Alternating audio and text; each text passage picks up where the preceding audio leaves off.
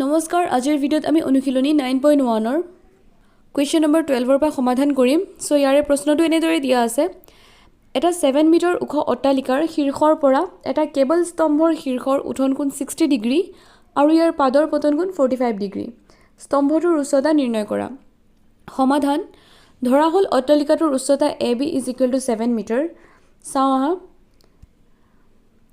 So AB হৈছে অট্টালিকাটোৰ উচ্চতা কিমান দি আছে 7 মিটাৰ আৰু CD হৈছে স্তম্ভৰ উচ্চতা যেটো 8 মিটাৰ বুলি ধৰা হল এতিয়া আকৌ ধৰা হল স্তম্ভটোৰ পৰা অট্টালিকাৰ দূৰত্ব x মিটাৰ মানে এটো হৈছে অট্টালিকা আৰু এটো হৈছে স্তম্ভ সো অট্টালিকাৰ পৰা স্তম্ভৰ দূৰত্ব কিমান x মিটাৰ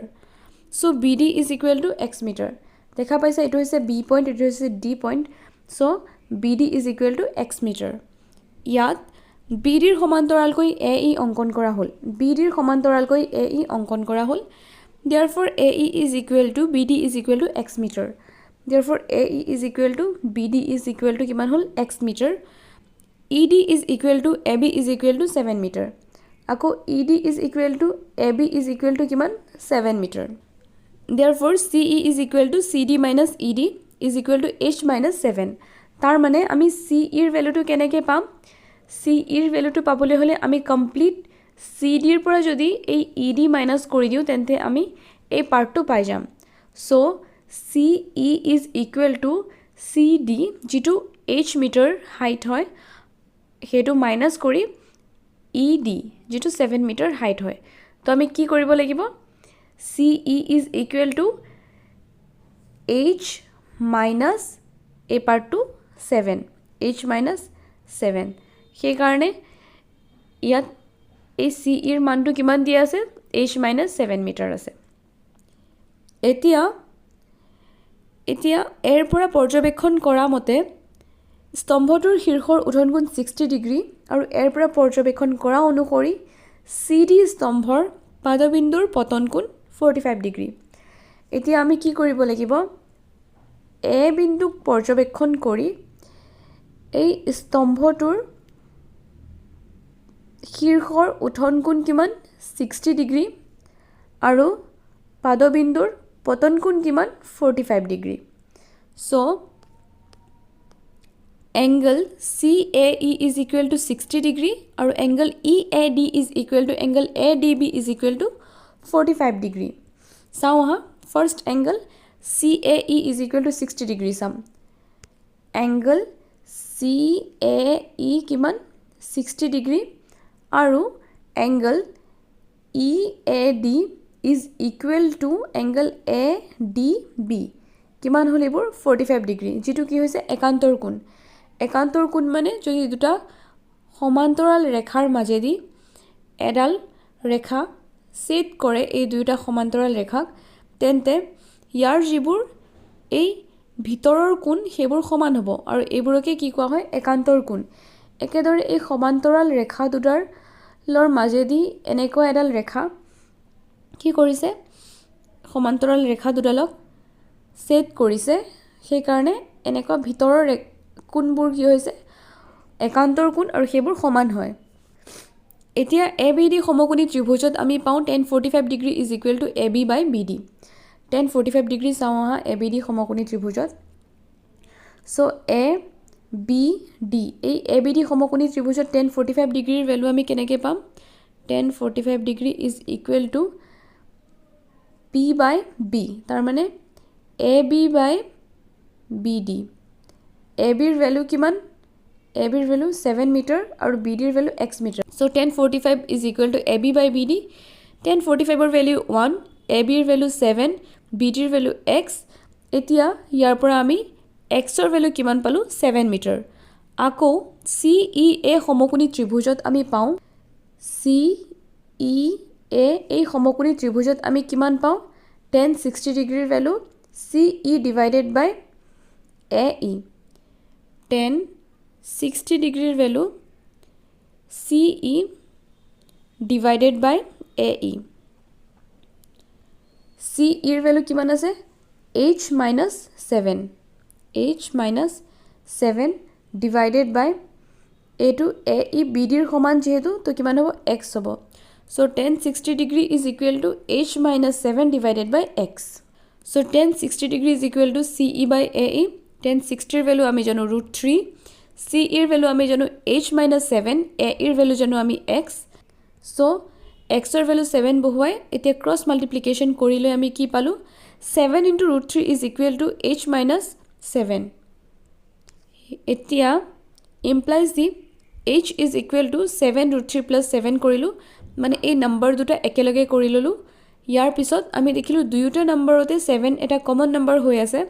চ' 7 যেতিয়া আমি কমন লৈ ল'লোঁ ব্ৰেকেটৰ ভিতৰত আমি কি পাম √3 প্লাছ 1 মিটাৰ গতিকে স্তম্ভটোৰ উচ্চতা কিমান 7 into √3 plus 1 metre question number 13 চাওঁ আহা এটা 75 মিটাৰ ওখ লাইট হাউচৰ শীৰ্ষৰ পৰা পৰ্যবেক্ষণ কৰাত সাগৰৰ সমতত দুখন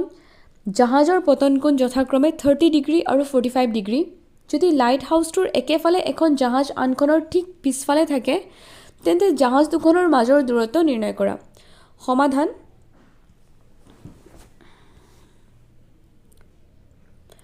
ধৰা হ'ল লাইট হাউচৰ উচ্চতা এ বি এই লাইট হাউচৰ উচ্চতা কিমান এ বি ধৰিলোঁ যিটো ইজ ইকুৱেল টু 75 মিটাৰ হয় দি দিছে প্ৰশ্নত এটা 75 মিটাৰ ওখ লাইট হাউচ চ' 75 মিটাৰ ধৰিলোঁ আৰু জাহাজ দুখন হৈছে চি আৰু ডি জাহাজ দুখন কি এই চি পইণ্টটো আৰু এই ডি পইণ্টটো জাহাজ দুখন এতিয়া আৰু ডি জাহাজখন চি জাহাজৰ ঠিক পাছত অৱস্থিত এই ডি জাহাজখন কি হৈছে চি জাহাজখনৰ ঠিক পাছতে অৱস্থিত কাৰণ আমাক কোৱা হৈছে এখন জাহাজ আনখনৰ ঠিক পাছফালে থাকে সেইকাৰণে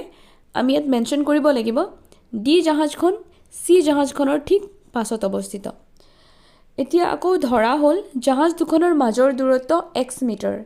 এই চি আৰু ডি জাহাজ দুখনৰ মাজৰ দূৰত্ব কিমান এক্স মিটাৰ এই পাৰ্টটো X metre therefore C D is equal to X metre এইটো C D is equal to আমি এক্স মিটাৰ পালোঁ ধৰা হ'ল লাইট হাউচৰ পাদবিন্দু অৰ্থাৎ বিৰ পৰা চি জাহাজৰ দূৰত্ব ৱাই মিটাৰ এইটো আমাৰ লাইট হাউচ হয় তো লাইট হাউচৰ পাদবিন্দুৰ পৰা চি জাহাজৰ দূৰত্ব কিমান ৱাই মিটাৰ ধৰিলোঁ আমি therefore B C is equal to Y ইয়াত চি পইণ্ট আছে দেখা পাবা এইটো চি পইণ্ট এইটো বি পইণ্ট চ' বি চিৰ দূৰত্ব কিমান B C is equal to Y metre গতিকে লাইট হাউচৰ পাদবিন্দুৰ পৰা ডি জাহাজৰ দূৰত্ব কিমান হ'ব B C plus C D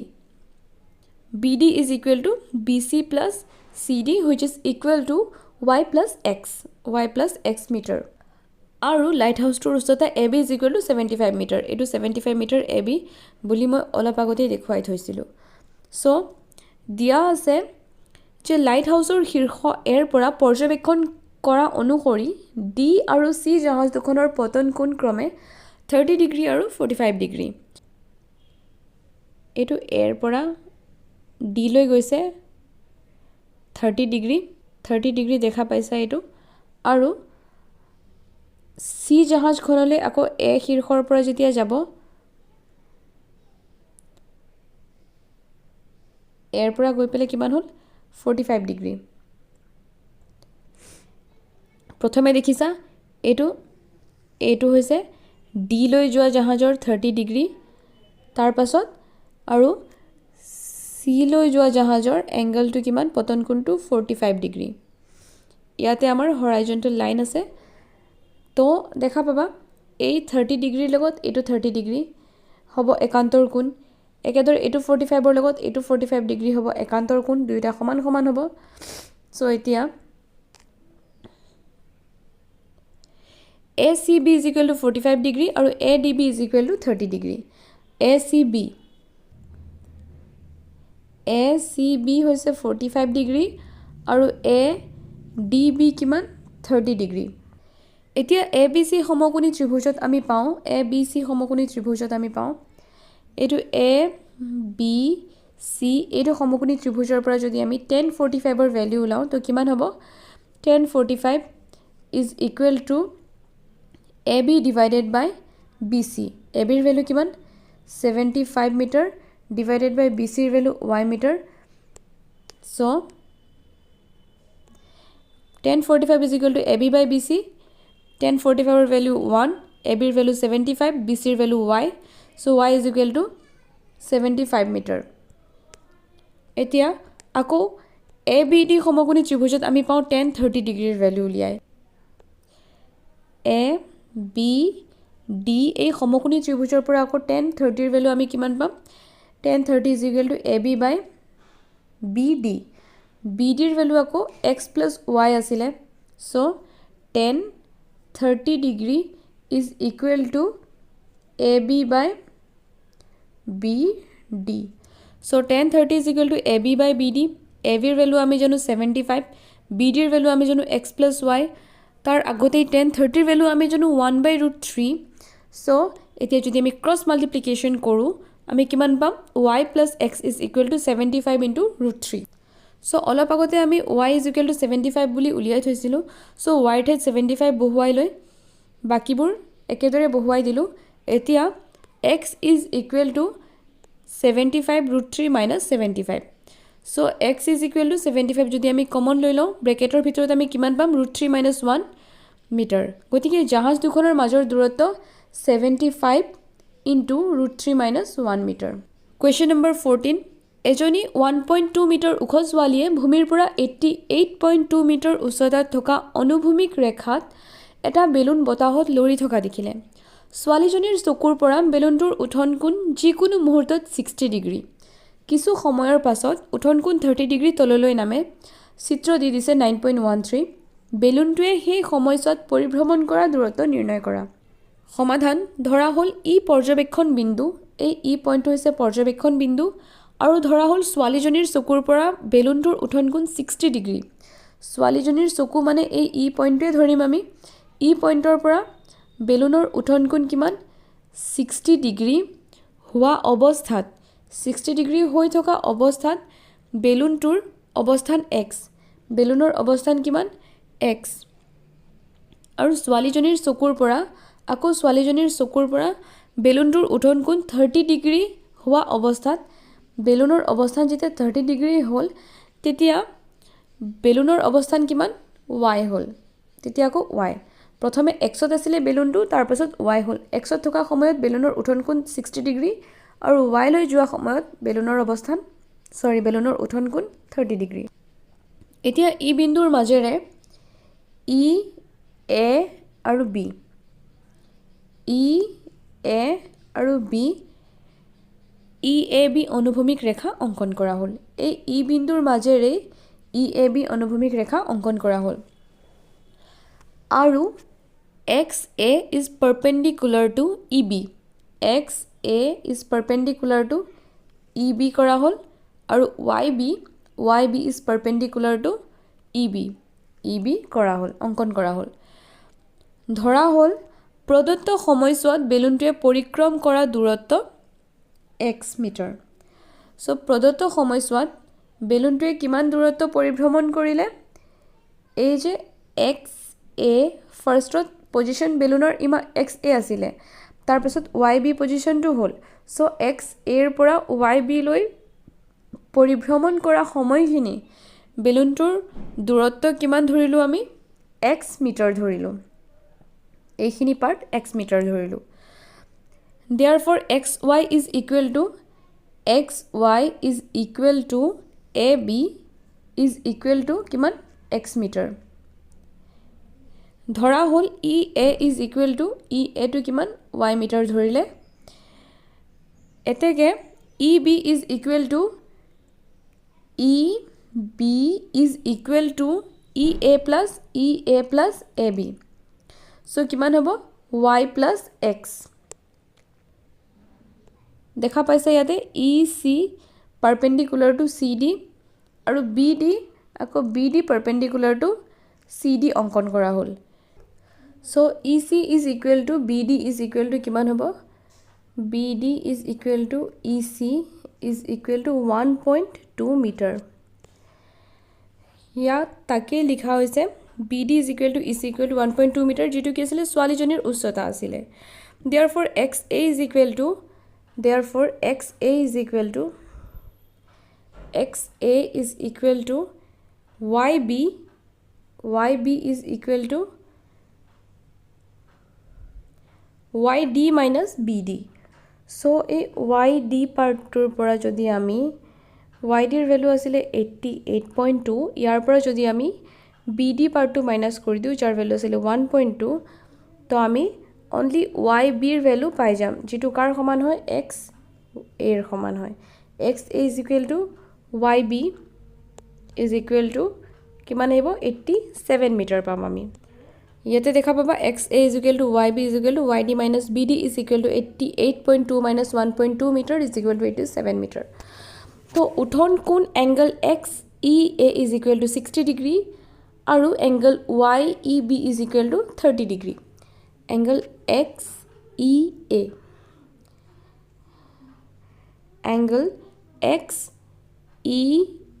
কিমান 60 degree আৰু angle YEB কিমান 30 degree. এতিয়া XAE সমকোণী ত্ৰিভুজত আমি পাওঁ tan 60 degree is equal to XA by EA. XAE এই সমকোণী ত্ৰিভুজৰ পৰা আমি tan 60 ৰ ভ্যালু কি পাওঁ XA by EA. So tan 60 ৰ ভ্যালু আমি জানো √3 X এৰ ভ্যালু 87 E এৰ ভ্যালু Y তো ক্ৰস মাল্টিপ্লিকেশন কৰি লৈ আমি √3y is equal to 87 পালো so y এর ভ্যালু 87 by √3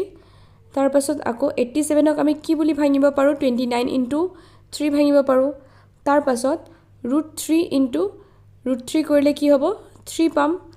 তো কি আহিব এতিয়া 29 into √3 হল আমাৰ y এৰ ভ্যালু আকৌ YEB সমকোণী ত্ৰিভুজত আমি পাওঁ YEB এই YEB সমকোণী ত্ৰিভুজৰ পৰা আমি কি পাওঁ tan 30 ৰ value YB divided by EB tan 30 ৰ ভ্যালু YB by EB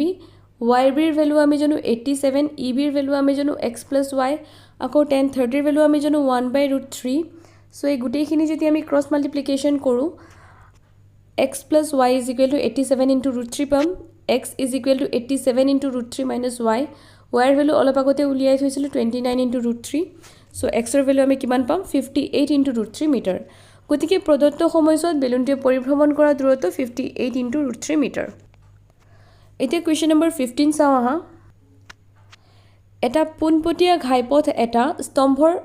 পাদবিন্দুলৈ আগবাঢ়ি গৈছে স্তম্ভটোৰ শীৰ্ষত এজন মানুহ থিয় হৈ সুখম গতিত স্তম্ভটোৰ পাদবিন্দুৰ ফালে আগবাঢ়ি থকা এখন গাড়ীৰ পতন কোণ 30 ডিগ্ৰী পৰ্যবেক্ষণ কৰে 6 সেকেন্ড পিছত গাড়ীখনৰ পতন কোণ কিমান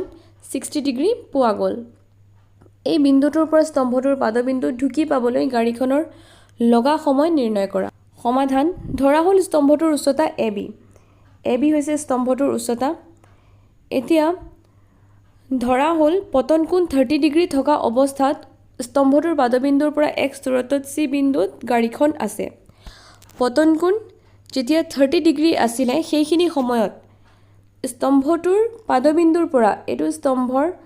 পাদবিন্দু মানে B পইণ্টৰ পৰা x দূৰত্বত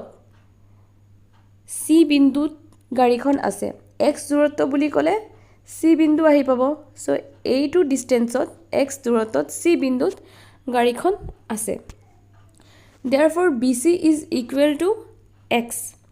BC is equal to x. Aru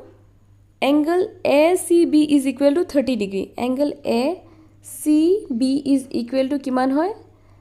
30 degree. Dhora hol 6 second pisot garikhone স্তম্ভটোৰ 6 second pisot ki hoise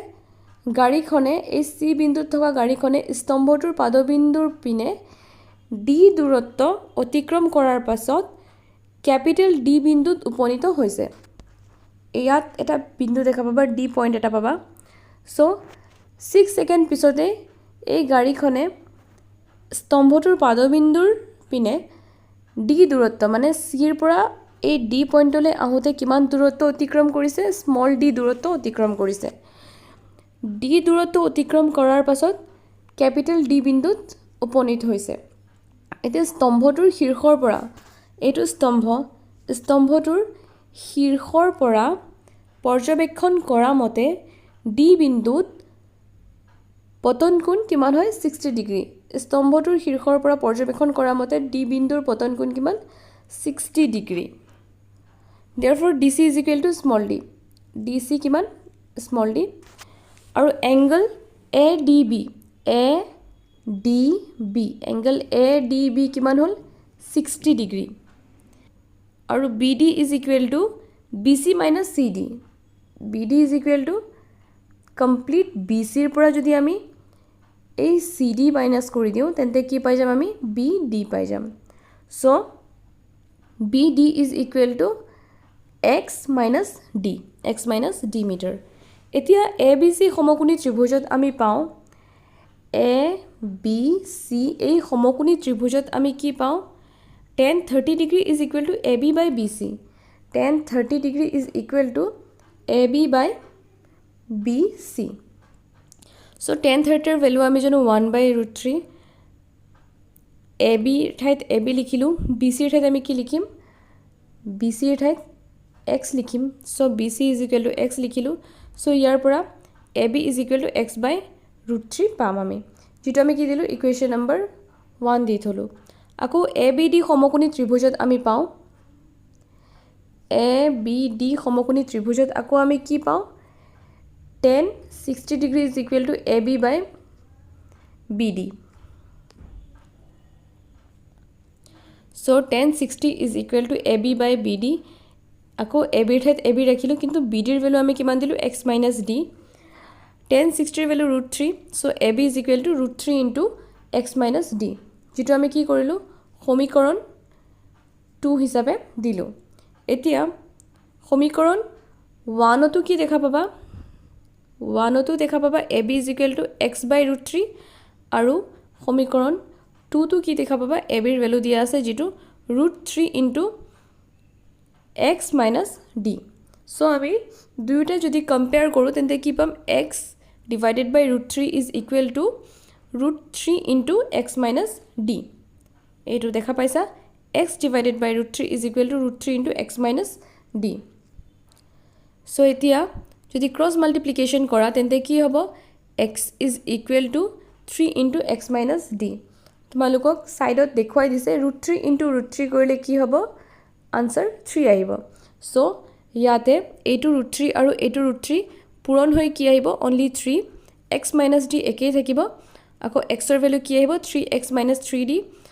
x আৰু x হচলক দুটা যেতিয়া আমি একেলগে কৰি দিও তেন্তে কিমান আহিব 2x আৰু এই 3d একেই হৈ থাকিব ইয়াৰ পৰা আমি x ৰ ভ্যালু কিমান পাম 3/2 into d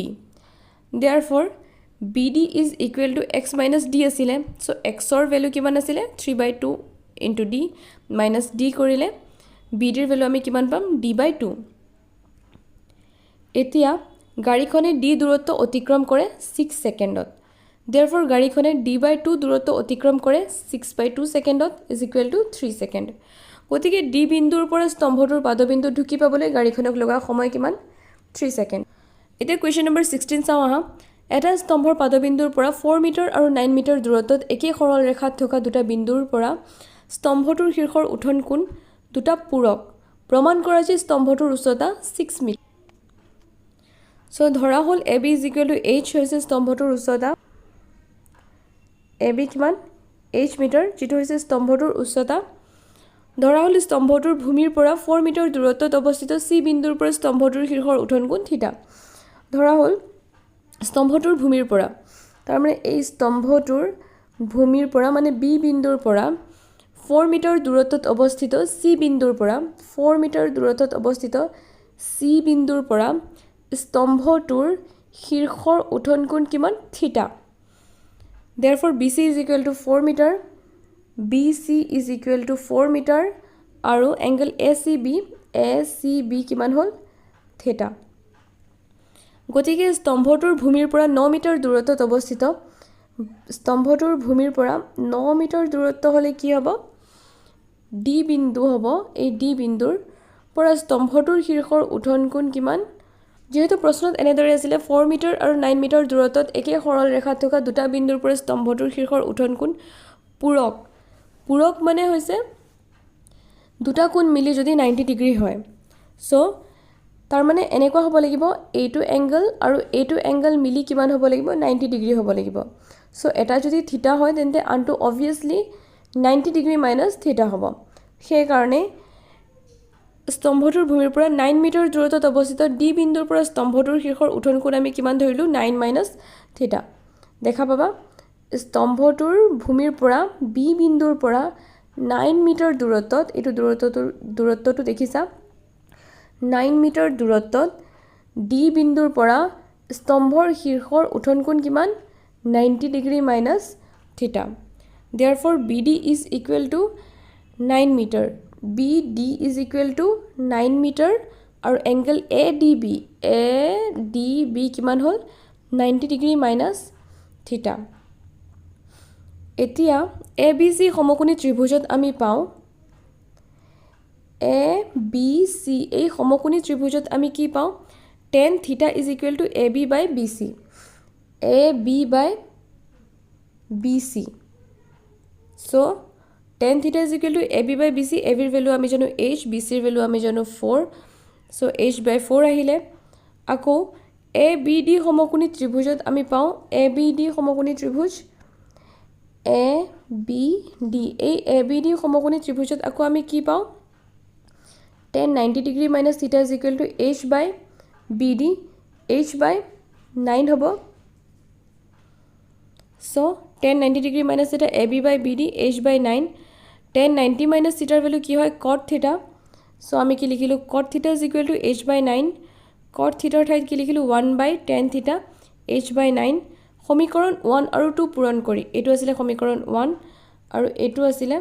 সমীকৰণ 1 এটো আছিল সমীকৰণ 2 so tan theta into 1 by tan theta কৰিলে আমি কিমান পাম এটো tan theta into 1 by tan theta is equal to h by 4